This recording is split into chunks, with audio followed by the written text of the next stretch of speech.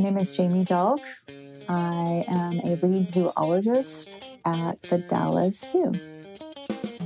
Hello, I'm John Rossi. I'm a touring drummer with a passion for animal conservation.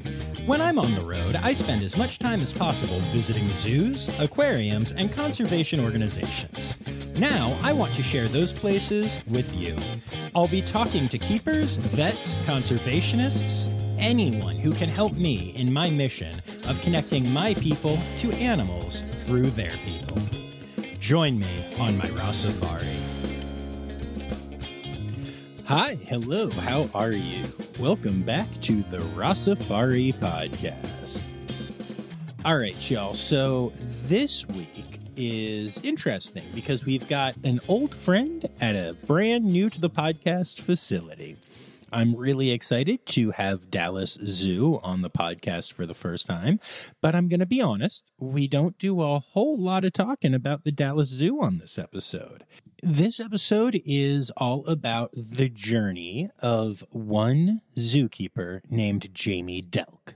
Now, if you've been a fan of the pod for a long time, you know that Jamie was the guest on my season 1 finale episode back when she worked at Woodland Park Zoo. And that episode remains one of my most downloaded of all times, and people frequently comment that it was one of their all-time favorites because Jamie is as much a thinker and philosopher and just really a unique individual as she is a zookeeper. And in fact, Jamie went on a journey where she left the zoo field for a little bit before returning. And I thought that was an interesting story and one that was really worth sharing on the podcast. So that's what we talk about. And y'all, this is an episode that is filled with trigger warnings. Jamie talks about some stuff that she went through in her personal life, the loss of some pets, compassion fatigue, anxiety, all kinds of stuff. But it's an important story, and it is my hope, and it is Jamie's hope, that if anyone is listening to this and they go through anything similar, that this helps them feel seen and not alone and all of that good stuff. So it's a long chat, and I think it's a really good one. So we're going to get right to it. Real quick reminder, make sure you hit subscribe. Make sure you're following along on the socials at Rossifari and on TikTok at Rossifari Pod. And with all of that said, let's head back to the world of Jamie Delk, now at the Dallas Zoo.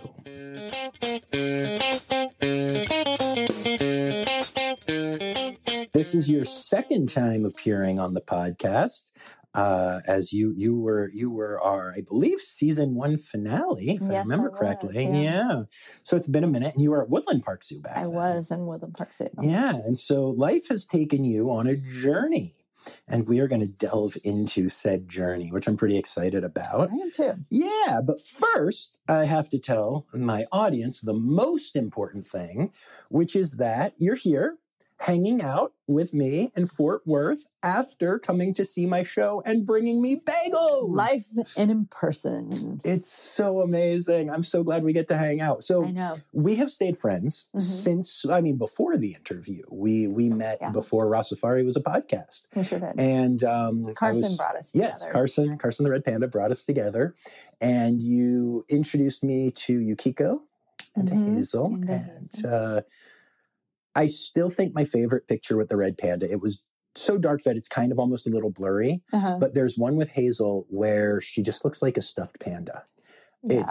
She always does. But she's a child of Lynn. Yes.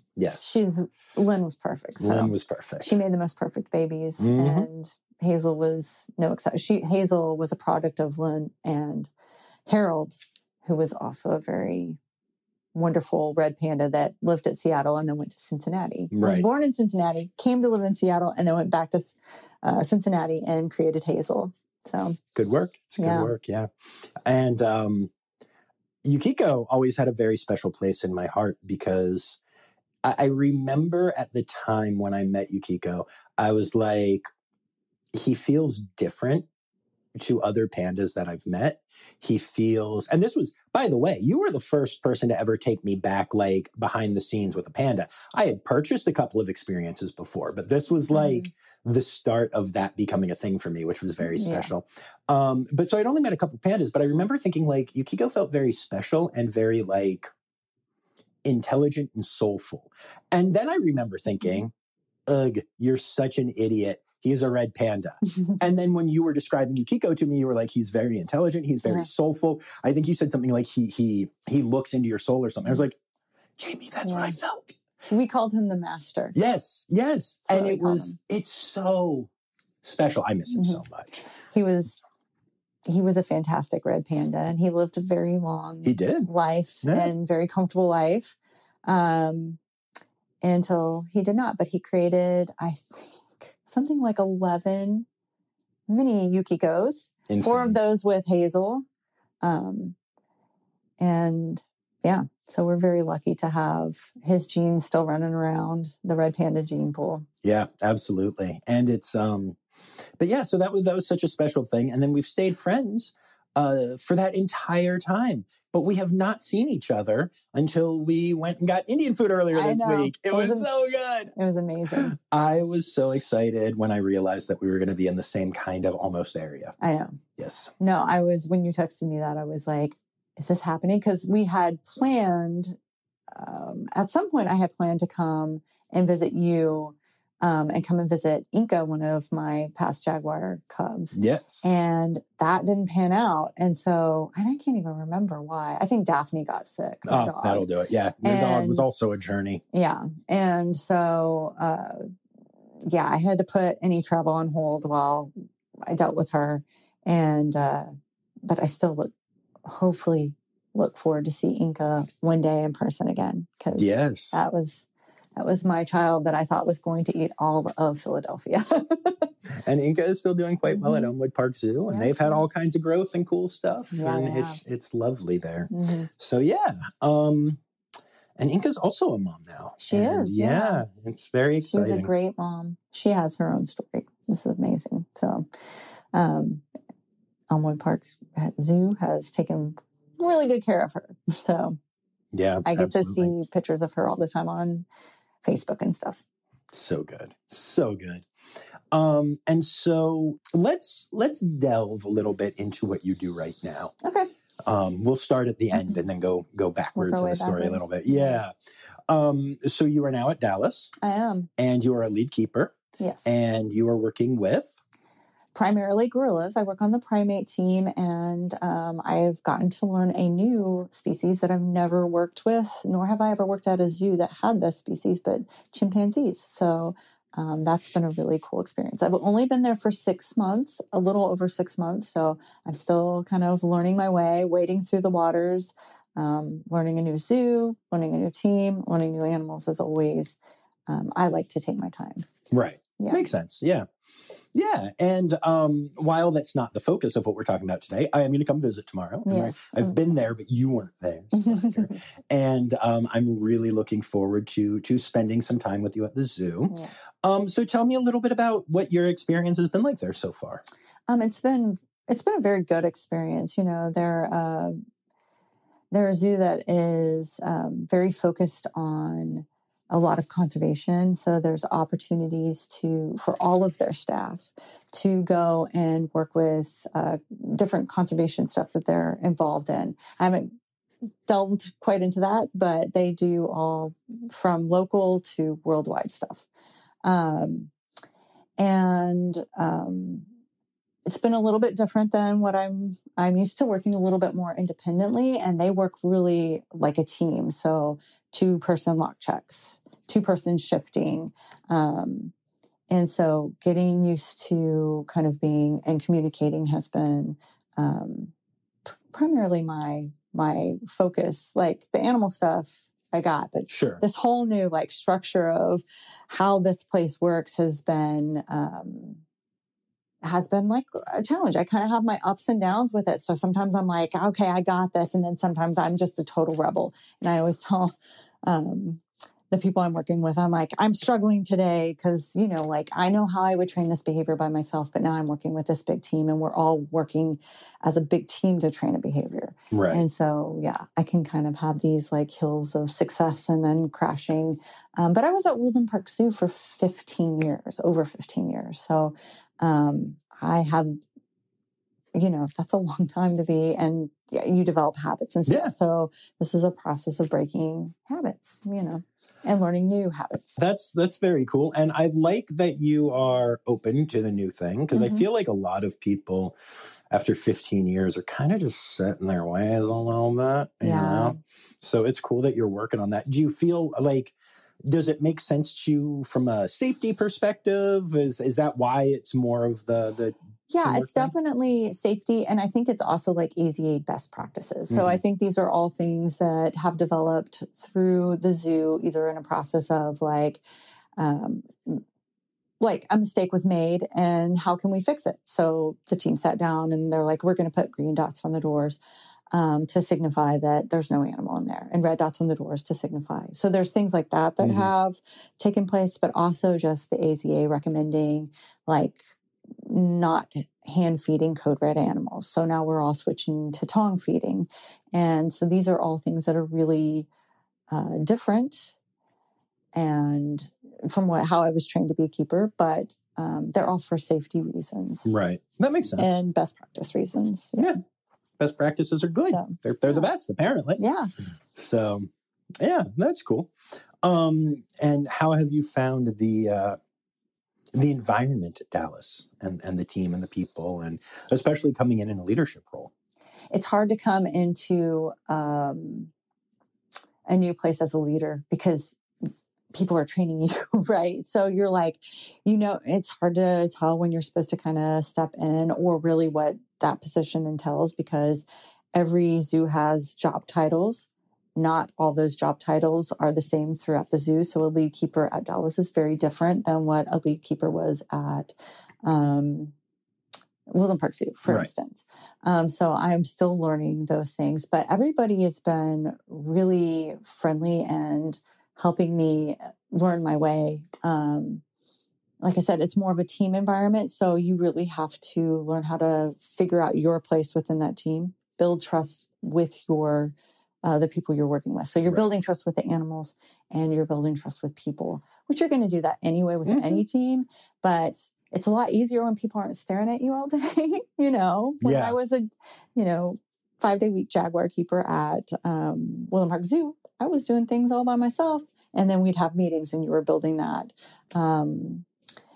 You were building the trust at that point with the people that you're working with. Here, you're being watched. You're with somebody all the time. You're not. They're not watching. Right. You, no, I know what you mean. There's a person there, and No, I get that. And when you're an introvert, hanging out with people all day can be overwhelming. You know. So, like I said, I have days that I have highs and days that I have lows, and but I'm learning. I'm wading my way through all of this. So I'm excited. I'm really excited about some training that we're doing with the gorillas, and sharpening that up and being part of that team has been a really cool experience. Nice. What kind of training are you doing? Right now, we're getting ready for exams. So we are actually working on separation training with the gorillas, which these gorillas, they are trained to do really amazing things. They're trained to do ultrasound, and I think the boys actually, they do ultrasound with them awake. They have a handful of behaviors that they know, these guys know, but they haven't worked a lot with separating them, especially like moms from babies. And so we have 2 juveniles, one's 5 and one's 6, and these are their first exams. Probably not going to go as well as, the first one's probably going to go well, but then after that, they're on to us, right? But coming up with a plan of how we move forward from this point and preparing for the next exams, that's where the fun, because you have 2 more years. So it's where the fun kind of steps in, and really being able to work with them, getting used to door shutting. I trained, like Woodland Park Zoo, all the gorillas that I worked with at the time I was there were trained to be separated. I worked briefly for a year at Gladys Porter Zoo and got to work on that behavior. And a lot of the ones, especially like submissive gorillas, once they figure out all the food is mine when I'm separated, they're sitting in that room waiting for you. They're like, shut that door. That's awesome. Shut it. And so I'm excited. I'm excited and to work with everybody that we've been working with, the whole team. Because they all have, like, they're these young keepers that have all these, like, really brilliant ideas. And I'm like this older keeper who has, you know, bogged down for 20 years of seeing things fail.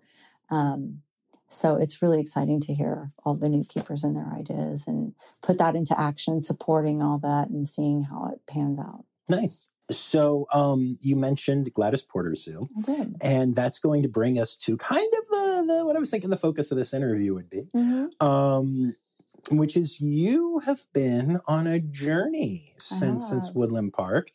And I want to share as much of it as you are comfortable sharing with my listeners. Obviously, we've talked through a lot of this stuff over the last couple of years and texted about it and such. And so... yeah, talk to me. Just start to tell me, you know, about this journey. So in 2022, I made a really hard decision to leave Woodland Park Zoo. Woodland Park Zoo, I think, is the first zoo I really... So San Antonio Zoo was the zoo I grew up going to. And, you know, as a kid, I want to be a zookeeper at San Antonio Zoo. And it was the first zoo I was a zookeeper Amazing. Seattle was the first zoo that I looked at, and I thought, this place is amazing. I want to work here. And when I got hired, it felt like home. And so I thought I would be there forever, you know, but life throws things at you. Oh, right? yeah. All the curveballs. And there was a multitude of reasons why I chose to come back to Texas. One was that my parents were here, and my parents are getting older, and I want to spend some time with them. My dad had a cancer diagnosis. He's totally fine right now, but it's a reminder that life's short. You know? Oh, yeah. And our time with each other and our loved ones is limited. Secondly, I think in my last podcast, I kind of discussed all of my animals that I had. And you may have heard me mention Daphne, my dog. Oh, Daphne the tripod. So in the middle of COVID, she got diagnosed with osteosarcoma. And then in 2021, we found out that her internal pacemaker was no longer working. And so after discussing her condition with my team of vets that I had accumulated, we decided to go on forward with getting her a pacemaker.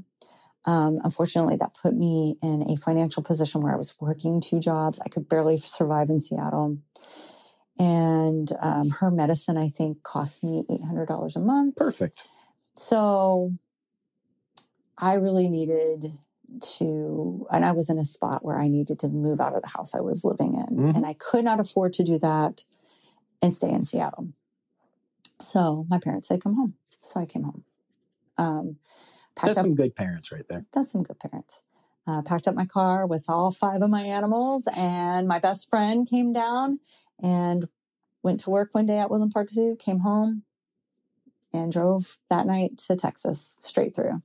Just good job not dying. Straight through. It was iffy. It was really iffy, especially around the New Mexico-Texas border. New Mexico is all... I love New Mexico when you're actually in the towns. But wow, driving through that state. Oh my goodness. It was completely dark. And we were on this road that I had no idea where it was going. I had this idea in my head that I was going to drive through Roswell. I had bought alien glasses for Daphne and some antenna, and we were going to stop in front of the sign to Roswell. But my best friend got, my best friend in the world, she's been my best friend since high school. She got a migraine. And so at that point, it just became getting to Texas as fast as we could. But in a twist of fate, it was the first time I got to see Mercury. Nice. The planet. So Mercury, you can only see it when the sun's rising or sun's setting. And the sun was rising, and I saw Mercury right there. So small miracles. And didn't die. And I didn't die. Yeah. No, unless I'm a ghost right now. Yeah, nothing would shock me at this point. But so I initially started working at Moody Gardens, which is a fantastic place on Galveston Island. Yes, such a cool place. But I had been in communication with an old curator that I worked at Woodland Park Zoo. And he worked at Gladys Porter, and they had a job opening for a lead in their gorilla and carnivore department. Now, Moody Gardens is like a rainforest, so they have some really cool animals there, but they didn't have gorillas. Right. And that was kind of my jam. So when he offered me that job, I decided to take it, even though I had just barely been at Moody Gardens for like 3 months. And moved my little tush down to the Mexico border. Amazing. So shortly after I got there, I actually was, through just life happening in other people's lives, I was promoted to the associate curator of gorillas and carnivores. So I got to dip my toe in management. Nice. And it was a great place to dip your toe in management because I think it was a team of like 5 people that I was managing. And just the upper management was really supportive of any changes that I wanted to make. Awesome. They were amazing. But it was too far from my family. It was 6 hours from my family. And so I could have flown from Seattle to see my family in a shorter time than it took me to drive. And I was starting to feel a very heavy weight. I lost Daphne. Shortly after I lost Daphne, my cat that was not supposed to die died on the car ride home from euthanizing Daphne. So we're talking a day later. That's still the most insane thing you've ever told me. Still cannot accept that that's what happened to Nika. My Quaker parrot had died shortly after I moved to Galveston. He was 30 years old. That's about all you can ask out of a Quaker parrot. Right. He had congestive heart failure. I was expecting to lose him. And then a little further into the year of 2023, I think, yes, I lost Jack, my cat, which he was in kidney failure. He was 18 years old. So I knew I was going to lose him. You like old and broken animals. I love. And then are weirdly surprised when they, die. Well, I like my cats to come from zoos. So Jack was from San Antonio. Nika was from Woodland Park. And in early October, a little black cat from Gladys Porter came into my life too. Nice. Originally her name was The Void, but she does not respond to that. She would only respond to Scary Vampire Kitten. So of course, that's what she chose. So of course. This is what we call her. But her official name is Marceline the Vampire Queen, daughter of the Void.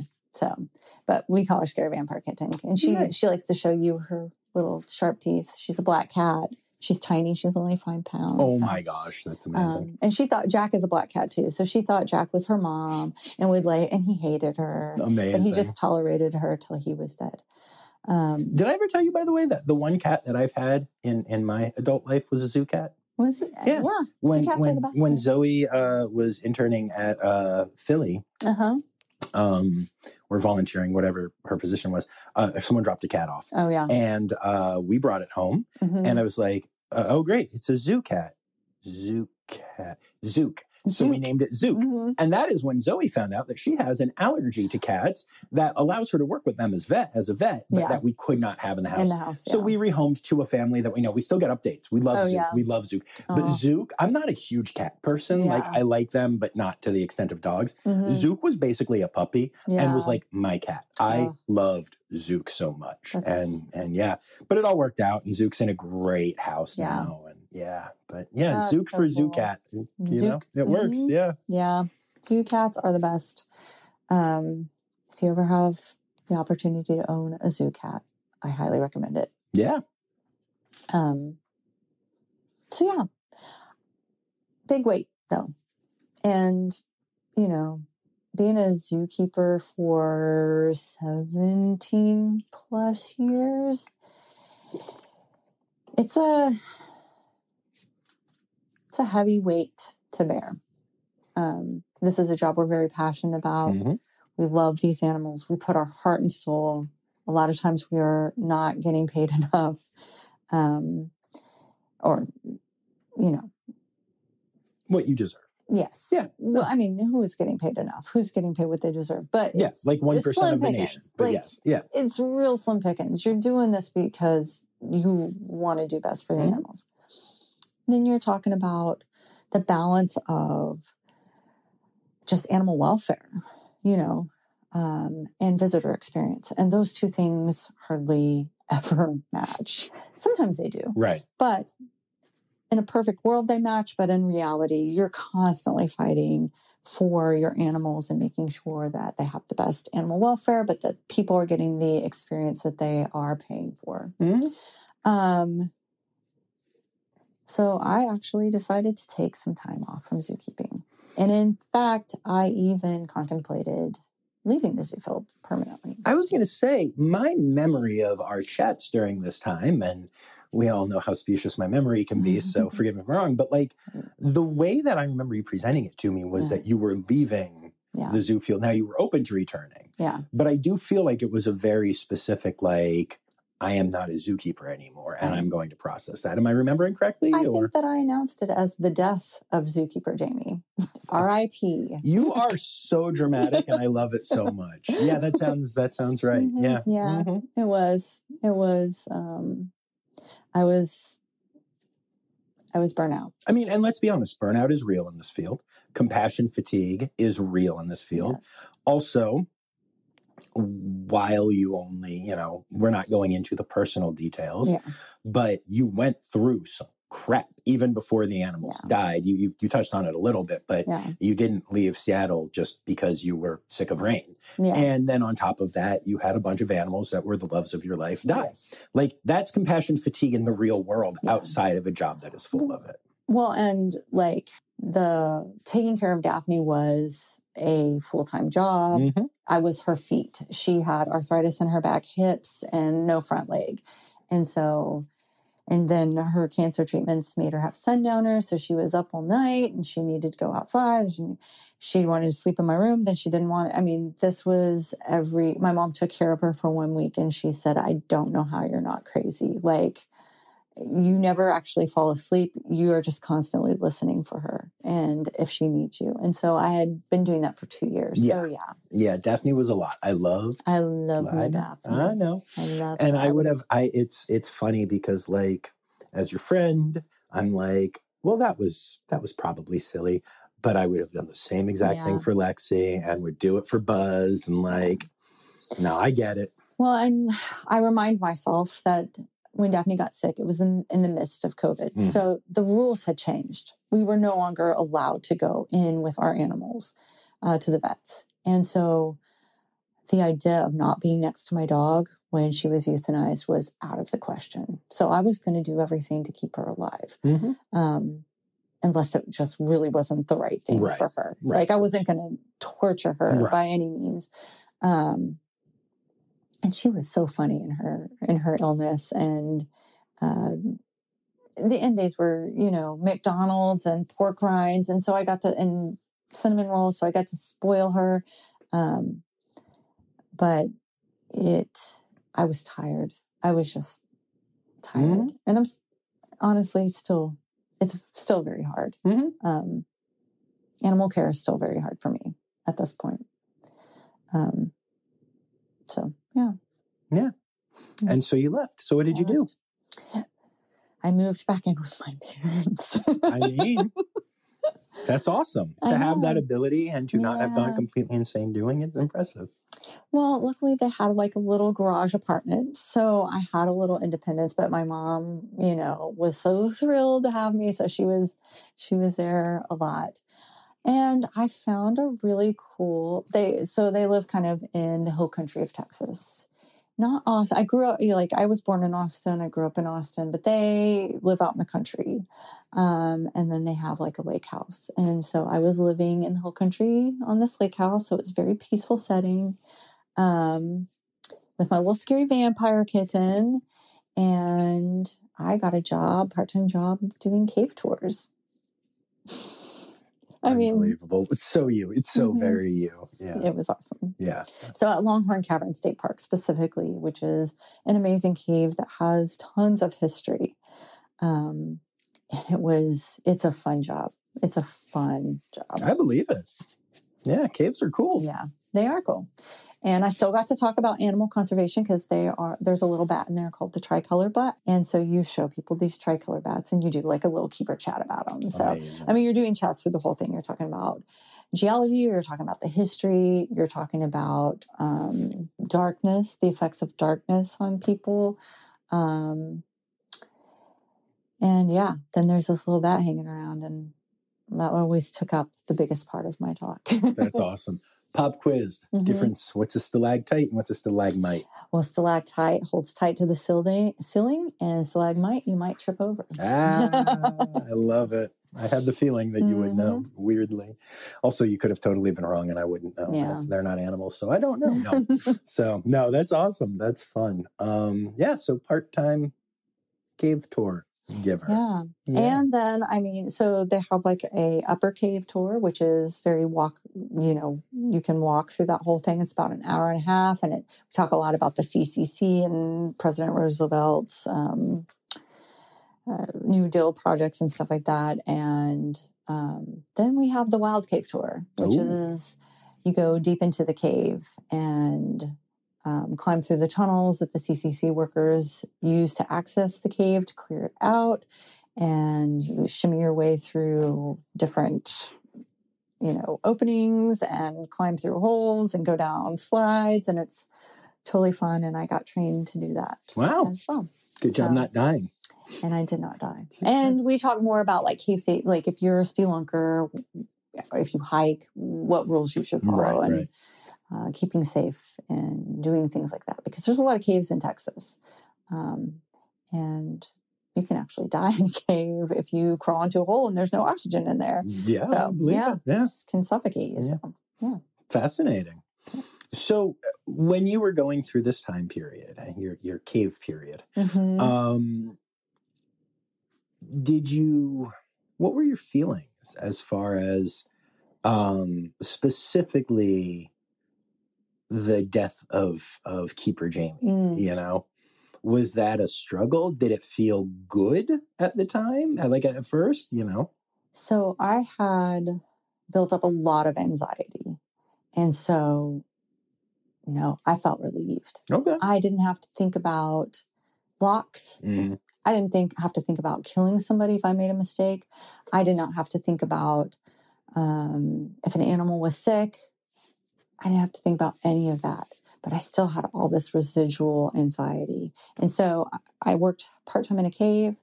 I spent the other part-time. That's just such a funny way to phrase it. Yeah. I worked part-time in a cave. I spent the other part of my time out on a ranch in Lakey, Texas, which is the real hill country. It's beautiful. And I was very fortunate to have a boyfriend that worked out there on a ranch. And so I could go out there, help him clear trails. Nature is one of the only places I don't feel lost on a hiking trail.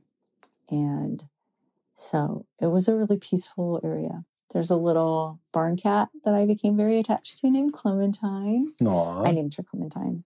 And I got her cat beds. But it took a really long time. Like I would wake up in the middle of the night in panic attacks. And I actually had an opportunity to apply for a manager position at another zoo. And I went through that whole process. I didn't end up getting that job. I came in second, but I just had so much anxiety. It wasn't the right time for me. It would have been a horrible, horrible mistake.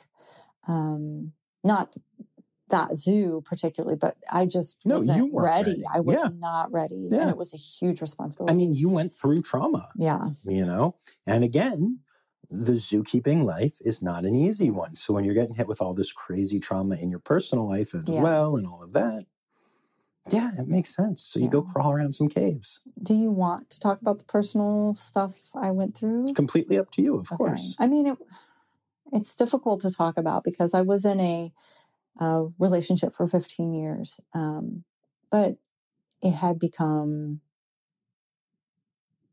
a scary situation. And hence why I left at 10 o'clock at night from Seattle to drive all the way to Seattle to Austin. Not to Austin. Nope. Try again. To Texas. There we go. Just anywhere in Texas. Yeah. It's a big state. Just big state. Just find a place. Yeah. I had to leave. Yeah. You had to leave. I had to leave. It wasn't a choice. I was so proud of you when you left. I mean, everyone was so proud of you when you left. Yeah. I extended all the options. I tried contacting shelters. Mm-hmm. There is no place for people like that were in my situation that have 5 animals to go to. Right. There was no, I mean, I think now Seattle shelter will temporarily take animals while you go through something like that. Mm-hmm. But yeah, every woman's shelter that I tried to contact, you couldn't take your animals, and I couldn't leave Daphne. No, of course. And I couldn't leave Jack. I mean, I couldn't find homes for all this. So yeah, it was it wasn't a decision. It was something I had to do. So I don't know if that will help anybody else that might be out there in this similar situation. Just do what's best for you. Mm-hmm. That's great. And I mean, sharing your story is, if one person listening is in a bad situation, hears that, Yeah. Yeah. And going through that, of course, everything else was harder. Yeah. Of course, you needed a reset. Mm-hmm. Of course. I've been through some stuff, but I can't imagine, what you were going through. And I remember you and I would have conversations. And I would be like, do I need to fly out to Seattle? And we had not seen each other. It's not like we were best buds hanging out or anything. But just when we'd be catching up, he'd be telling me stuff. And I would just be like, do I need to come out there? Do I need, what is going on? I think there was an entire army of people that would have shown up at your house. 100%. But I know it's scary, and the animals, and where do you go? And Well, and here's the thing is, the world is such an expensive place to live in now that if you're with somebody that you love and you're with them for a long time and you break up, you may not have any other choice but to continue living together. I know a lot of people that have done that, And sometimes that can also be the problem. So I fed the problem by continuing to be there. My greatest hope in the world is that the person that I loved now has a happy, healthy life. But with me staying there in that periphery, he just never was. He was just angry. Right. Angry. And so it was just escalating and escalating and escalating. So it can seem hard if you're in that situation. It can seem like a great idea. We didn't make great partners, but we are still friends. You still love that person. Mm-hmm. Sometimes that works out. Sometimes it does not. Yeah. No, absolutely. And I mean, I feel like with big decisions like that, going back to my own, choosing to get a divorce and stuff, until the moment you do it, it feels impossible. Yeah. And then you do it. And even though it can be hard, and even though there can be thoughts of all different kinds, actually doing it is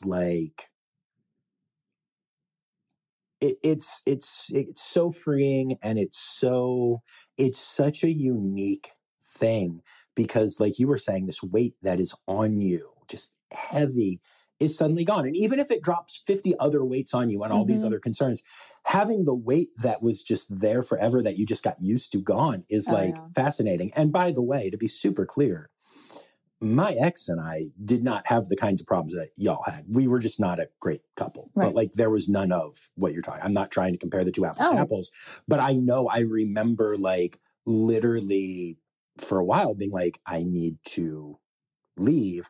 And then actually saying the words, I want a divorce, and being oh, wait, I'm I feel, even though that was the scariest thing I'd ever done, I also felt like this weight was gone. Even though, like I said, a million other weights were landing on me at that time. You know, I'll talk to my parents about this and tell my friends that I'm going to lose friends and whatever. But just feeling that one weight leave was like the most astonishing feeling. Yeah. You know? Yeah. Well, for me, there's been a giant, and part of the being in, Brownsville, I was grieving this place that I loved. Like, I went to Mount Rainier every weekend and hiked. I loved Seattle. I loved that city. It was my home. I loved that zoo. I loved I had made friends. And all of a sudden, as I drove out of Seattle, I felt this huge relief.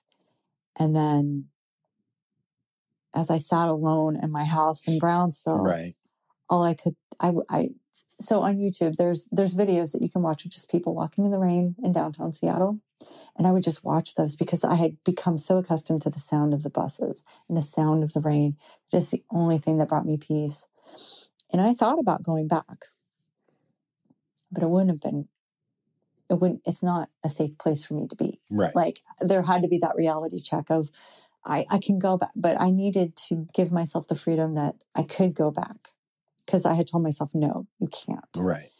And that was making me want it even more. So I still love Seattle, but I remember Woodland Park had an opening that you were like, I'm not zookeeping, but and I was like, I am curious to see where this goes. Yeah.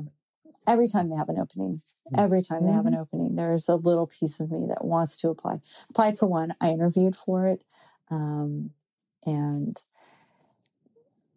then, because my bosses know me, they said, how serious are you about this? And I backed out, because at that time I wrote a list, and this is actually when I decided to leave the field. I wrote a list of staying in Brownsville. I wrote a list of it was a collection manager position, or an ACM, animal care manager position, they call it now, at Woodland Park Zoo. And then it was acupuncture school. When you're not in a cave, obviously. And so what if you had done acupuncture in a cave? Come on, this could be a new thing. This is brilliant. Sorry, I need to lighten the mood for a minute here. This has gotten heavy and I love it, but I had to make at least a dumb joke, Yes. But so I did. So acupuncture school, and that's what won. It's what won. Yeah. So I ended up moving back with my parents. I worked in a cave and I applied to acupuncture school, and I got into acupuncture school. I don't see any needles laying around. I know, right? Confused, yeah. So I was just waiting to go to acupuncture school and doing these things. And a couple of things happened. I decided that I needed to get a job. If I was going to acupuncture school, this acupuncture school that I was going to go to was in Austin. And I decided I needed to have like a part-time job. And what a better place to get a part-time job but an acupuncture clinic. The acupuncture clinic that I decided to apply for, like a receptionist, just to see how things work and see how business works, was one of the top acupuncture clinics in the Austin area. If not, I think they would say in the United States. People flew from different areas. Their interview process was very intense, which was really, really cool. Nice. They made me take a personality test. They made me, before I could even interview for it. Wow. I had to do all these. I had to do a video of myself telling them why I wanted to work there. Were you auditioning for Survivor or an acupuncture job? Yeah, that's hilarious. But I made it to getting an interview with the guy that runs this clinic. Nice. And he actually was part of the school I was going to go to. And I had met him on the open house. So I was like, oh, I know you. And he started talking about how he felt acupuncture was his calling from God. And he's, not that everybody believes in God, and that's fine, but that was his calling in life. And when I hung up from that interview, I was like, animals have always been my calling since I was a child. I knew I was going to work with animals. And at that point, I decided to be a zookeeper again. And not that I wasn't still interested in going to acupuncture school. I was still looking at, could I work with animals? Vets are the only people that can technically do acupuncture in the state of Texas on animals, but they do have like a little loophole. You can practice acupuncture on animals under a vet. So you can do the needles under a vet. So I had some exploring to do on that. I was supposed to go on a little trip to Nepal. I know. And introduced you to the other keepers that were going. Yes. And through a failure on our government's part, Never happens. The one time the U.S. government had a failure. Yes, go ahead. My passport got sent to the wrong post office, and it came a day late. Unbelievable. Now, granted, that was my fault because I did not realize that you could not go into a country if your passport was going to expire within 6 months of that trip.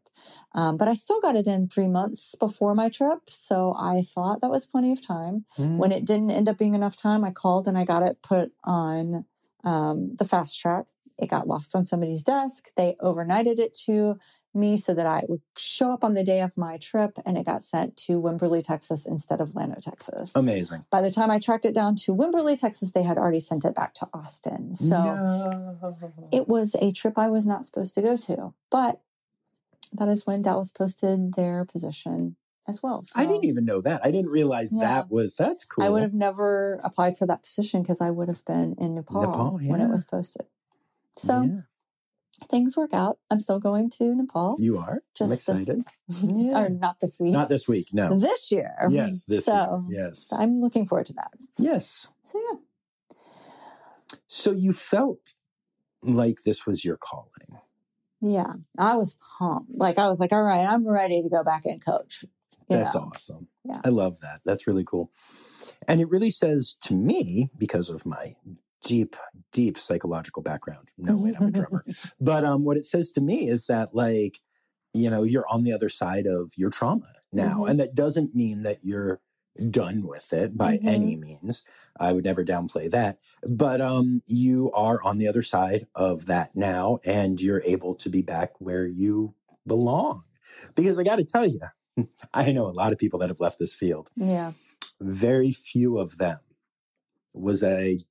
I was not disappointed in you, but I was disappointed for the field. And I was, that's very sweet. It's very true. I mean, you are really amazing with these animals, and it's a huge compliment. Thank you. Yeah. And I'm so glad that you're back, and I'm so glad that I get to see you do the thing again tomorrow. Almost today. Goodness. Yeah. Oh, I know. Yeah. We are doing this interview. I forget if I said this at the beginning, but we're doing this interview literally the night after you came to a show. Yeah. And then a group of us hung out together for a while, and then we were like, cool, let's go do an interview. Yeah. Brilliant. But yeah, no, I think it's very important that you're back. I think that's a very good thing. I think it's an amazing thing that you left and took care of your mental health. But I think it's something that I hope that people who listen to this, and especially people in the field who have left or who feel like they should leave, will remember that, and will take from this that, there is that hope. And just because you leave doesn't mean you're gone. No. Because you were dead and buried. I was dead and buried in the ground. Yep. And then you were like, I need an axe. Pitchfork. I mean, just like any good soap opera. Are you a clone? Maybe. The original Jamie died in a cave. I told you, I'm a ghost. I know, right? So what have you found that you can do outside of the zoo to bring some peace and some calm and some... Yeah, because I'll say, even though I came back and I was ready to go and coach, I still struggle. I mean, you said that at the beginning. Yeah. It's a new thing. Yeah. It's a new thing. It's hard. You're doing anxious feet right now. Yeah. I wring my hands now. And I will say that, every single day I show up for work, I do the absolute best that I can. But I'm in a different spot than I was in Seattle at Woodland Park Zoo. I was a different keeper. And I mean, I'm still the same keeper, but I didn't lose sleep at night. I didn't wake up at 4 a.m. dreading work. And I mean, just to be plainly frank about it, sometimes I wake up and I just dread work. I just have feelings that I just don't want to do this anymore. And then I get to work and I hear the grumbles of the gorillas, and I see the people and I feel connected again. I miss my zoo family, but I feel much like a foreigner sometimes. Also super glad that I moved back to Texas, weirdly, because when I grew up here, I never appreciated the beauty of Texas. And with these new eyes, I am realizing what a wonderful and beautiful state Texas can be. So you asked me, one of the things that I find peace, and hiking is nature is where I find peace. So I spend almost every single one of my weekends driving hours and hours to go hiking. I'm hitting 10 miles every hike. Nice. Right now, I'm training for Nepal. So yes, I am forcing myself to do some inclines. And yes, I don't know if you heard my episode with Kelly and such from last year, but sounds like it's a lot. It's a lot. Yeah. So I've been working at it. And like I said, I grew up here, so there's this weird feral, like my ancestors were here kind of thing. My family on my mom's side has been in Texas for a very long time. And yeah, there's just this connection to the land, especially out in the Kerrville area where I'm spending a lot of time. So the other thing is baking bread. In particular, bagels. Yes. So everyone who listens to this podcast knows that soft pretzels are my favorite food. But not even number 2, but 1B is bagels. I love a bagel. Yeah. I love a bagel. And so you made me bagels. I sure did. And after my show, I had not had dinner. So I had one of the bagels. Yeah. It was so stinking good. Yeah. And I am not just saying that. I promised you I wouldn't do that. You promised me I did. You would not lie. I freaking loved it. I was tempted to eat another one right now, even though I'm not hungry anymore. And I saw that, one of the ones that you made me is a jalapeno bagel. And cheddar bagel. Yeah. And that is my absolute favorite. And I'm saving it for tomorrow morning. I told you about my breakfast ritual. I have a whole breakfast ritual. We won't even get into it right now. But you want to talk about feral. That's, oh my gosh. Yeah, it's a thing. With a runny egg. Yep. Oh my gosh. I look like my facial hair. Oh my goodness. Yeah, no, it is. There will never be photos of this or video. I'm just saying. But I am so excited to have it on that bagel tomorrow. Yeah. And it's so cool. Like you found a thing that you're really good at and passionate about that isn't the animal thing. Yeah. And, that's really cool. I learned how to cook. So I during that time off, I learned how to cook and I learned how to bake. And a bagel was like, I love bagels as well. Never thought I would be able to make bagels. Watched people on TV and was like, "Ooh, that's no way, no." And yeah, the first bagel I made, I was so proud of it. It was just, they weren't as perfect as the second bagels that I made. My second bagels were perfect. Nice.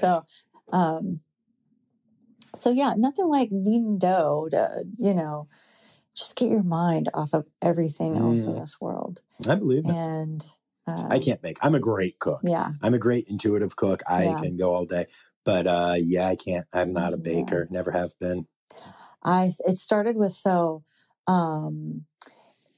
impossible to find Indian food in Brownsville, Texas. So I decided I'm going to make some chicken tikka masala and I'm going to make some naan bread. And so that's where the baking started. That'll do it, which is another passion that we share, Indian food. Yes. The other day you came, thank you so much. You came, picked me up, drove me like a half hour because there's no good Indian food like right in Fort Worth. And I thought maybe we were just missing something since, you're in Dallas. And I had looked and I even like tried Grubhub and said there's like nothing. So I talked to people at like Ampersand, the cool coffee shop that I go to every day and stuff. And I talked to people at the theater and everyone was like, oh, honey, no. And I was like, okay. But you found an amazing place. It was like a half hour away. Yeah. And it worked. Yeah. Had really good reviews. So we went there. We checked it out. It was fantastic. And I got to introduce you to Momo, which are a Nepalese thing that you will get to experience in Nepal, assuming that you don't lose your passport and have a problem again. Sorry. No, I'm just thinking, do I know where my passport is? You got time. You got time. I do. Yeah. Do I know? Okay. No. Yeah, good. I know where it is. You should probably book your flight, just saying. I just want Terrence to write me back and tell me who else is going on this trip because I don't want to fly alone. That's fair. That's fair. Yeah. Red Panda Network weirdly has more important things to do than send you a roster, apparently. Well, understandably. Yeah. There's a whole species to be saved. Yeah, there is. Although now they get help from a whole other program called Save Red Panda. That's your story. So excited. I'm going to let you tell it. Oh, and I have, and I will continue to. But so I like this. I like that this story was you finding your way back and like it being organic. But I also want to point out to people who may be listening that that's not everyone's story. There are plenty of people who leave this industry and for them, it stays left. And whether that is because it was not the right fit for them or because they found that it's fun to have money or whatever it may be, that is perfectly acceptable and very cool. And in no way are either Jamie or I saying that like you should return or, if you're listening to this, there's one person in particular that I'm thinking of who like, they're gone and they're probably gone forever. And that's good for them and cool. I support and love that person. That's great. Awesome. But I do love that you came back to. I do love that this was your thing. I think that, I am a firm believer, and I've talked about this on the podcast a lot, but I am a firm believer that we all have a thing or things that we're just kind of made for. And I am not a religious person. I don't mean that from a God perspective, but just like that we're hardwired for that, whatever. Drumming is one of mine. And I love it. I love it as much today as I did when I started, as when I played my first professional gig, as when I booked my first tour. I love it. You can tell when I'm up there. You saw me play tonight. I am in my element. Absolutely, 100%. And it's magical. Thank you. And I think that's what I said. It is. Yeah, y'all. It's like, thank you for letting me see your magic. Yeah, and it is. That's how it feels to me sometimes, And I think you can have more than one thing. I think I've found this other new passion with this animal stuff, and I'm still kind of figuring my way through this, but it's amazing. I mean, too, like when you look at the world and the way the stream of life is taking you and all these doors start opening, that's how that's confirmation. Yeah, no, 100%. And you've had so many amazing things to just prove that what you're doing is right. Even because you bust your butt. I do. Every single minute of every single day doing two things that you're very passionate about, but are like here and here. And sometimes you just need that confirmation of it's what you're supposed to be doing. Yeah. And there's confirmation on both sides, I feel like, for you. Oh, definitely. Yeah, no, it's been amazing. But I do feel that not everyone who gets into zookeeping has that passion. Even if they think they did, it might not be the right thing. And that's okay. And I also think that it's okay to have found your other passion or another passion and go off on that, whatever it is. So I just want to be super clear that for anyone listening, Jamie's story of coming back to the industry is cool. It's really cool. And it was something I really wanted to share on here. But just because it is the right thing for you for right now doesn't mean that anyone else should feel any kind of way hearing this. And also doesn't mean that 5 years from now, you're not going to be, the person who's working at Jamie's Bagels and remembering fondly your second time as a zookeeper that ended, and that's okay too. Yeah. I think anymore in life, what I strive to do as I get older. So like when zookeeping can kind of be a young person's game. Mhm. You know, like, and not to say that old people can't do it. Mhm. You know, older people you can be a zookeeper until you retire. I know many who are, yeah. Tons of people, every person at Woodland Park Zoo that was their career. Mhm. But as I get older, I see zookeeping differently than when I first started. Mhm. And the weight of zookeeping and the perils of our world are heavier on me.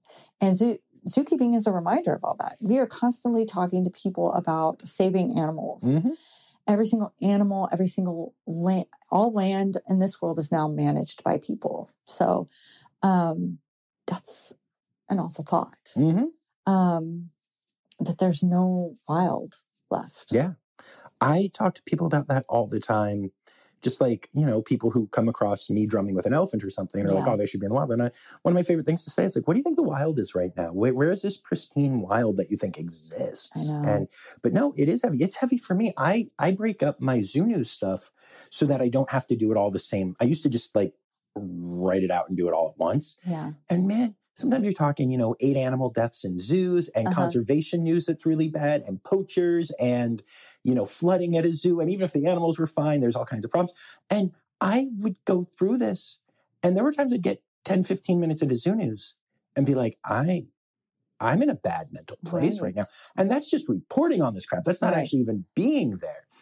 So I have taken many steps to make that less of an impact on me. Yeah. Because it's hard. It's really hard. Yeah. And I think that's why it's really cool. Like at the Dallas Zoo, they make sure that everybody that works there can be part of those conservation programs because it's heavy on everybody. It's heavy on the people that have to talk about it. It's heavy on the people that are just, you're there, you're looking at these animals and you're thinking about them in the wild and the plight that we're all facing, which is the 7th mass extinction of the world that's totally man-made. Go team. So yeah, as I get old, I just think what I really want to do is I want to do good. And I want to heal. I want to do things that are good for the earth. Because it's not just about the gorillas and it's not just about the chimpanzees and it's not just about the bees, and it might just be about the red pandas. Well, yeah. Yeah. Yeah. But so, yeah, I read a lot of books on, I have decided bees, like I'm reading about bees and I would like to have some bees and be a beekeeper because I think bees are really good for the earth and they're good. And fungus is really good for the earth. So I want to learn how to grow mushrooms. I think it's mostly just by not doing your laundry. So yeah, I mean, I think that's what we're all trying to do. And well, I hope that's what we're all trying to do. We all have different ways of doing it. Yeah. I challenge anybody that goes to the zoo to look around at that zoo and instead of complaining that you didn't see every animal, maybe complain that you did see every animal because, these animals are supposed to be hard to see. They're supposed to be elusive. They're supposed to be living in natural habitats that we are so honored and privileged to get to see them. And,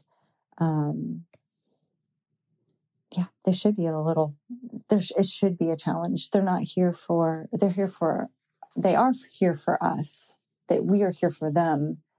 But they're not here for our entertainment. Right. And I think zoos have done a great job of getting away from that. And AZA facilities especially. Of course, but I mean, there's good zoos and bad zoos. We talk about that sometimes. But yeah, I think that I always think I'm getting to view this animal that I would never have been able to see if it wasn't for this moment. And it's awe-inspiring. Yeah. And I hope it inspires people to go out and do good. I think one of the things that I always say that is so, I don't know, sometimes I say it, I'm like, oof, that sounded like a lot, but it's true, is that when people talk about, do zoos inspire people? Can they inspire conservation? There are all kinds of studies that say all kinds of things, funded by all kinds of people with all kinds of agendas on both sides, on, whatever. But at the end of the day, I'm it. I'm the guy who went to zoos, fell in love with animals, learned from the keepers, fell in love with the keepers, launched an Instagram, launched a podcast, has raised thousands of dollars. I'm now involved in conservation organizations, care about this stuff, educate people about this stuff, reach thousands of people a week talking about this stuff, all just because I went to zoos. Right. Like and I know that not everyone who walks into a zoo is going to do that. There just aren't a lot of, Rossifari ripoffs out there. It's not the road it goes down. Yeah. But we do exist. And a lot of the people I talk to, especially like at conservation organizations, got inspired by going to zoos and stuff. Like it really does good and it really does make a change. And studies be damned on either side, positive ones too. The fact that I do what I do because of that is proof enough. Yeah. If one person gets inspired that way, other ones are too. Yeah. And whatever the numbers are, whatever the percentages, whatever, at least it's there. And it's doing good. It's what I was like, it's all about your intentions when you go places, what you want to take away from it. And it's just no way that you can't be in awe by these majestic creatures and just the amazing things. The little niche, like no specific animal is greater than the other. They are all one. And without one, we are just one step closer to that mass extinction. So. Except for red pandas, which are clearly better than the rest. But anyway. Well, because they survived the Ice Age. Obviously. They're going to survive everything. Yeah, obviously. But other than that, you're right. Except for the bottlenecks. But no, I'm just kidding. Oh, red pandas. I can't wait to go to Nepal. I'm excited for you. All right, friend. Conservation organization you'd like to give a shout out to? Red Panda Network. Duh, obviously. Bring back Terrence. No, I'm joking. Oh my God. Just kidding. That's amazing. It's time now, don't you know? We've come to the end of the show. But there's one tale left to go. You're gonna laugh and say, oh no. It's time for the Rossifari poop story.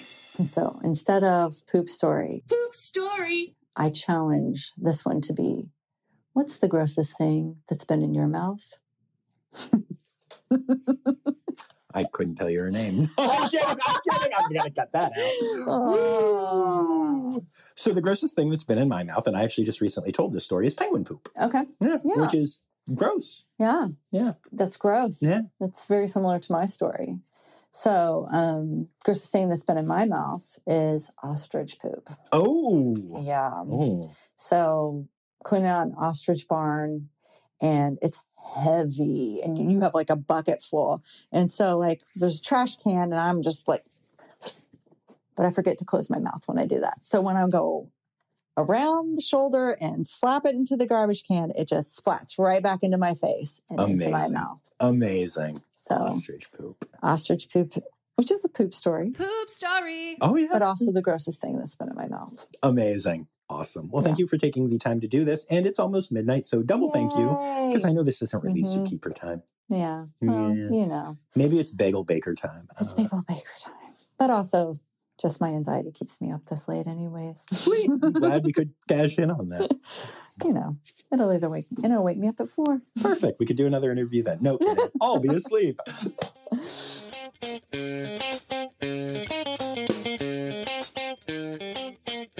And that was not a lie, y'all, because I was very much asleep at 4 a.m., but I did get up early the next day and head to the Dallas Zoo to hang out with Jamie and some of her team.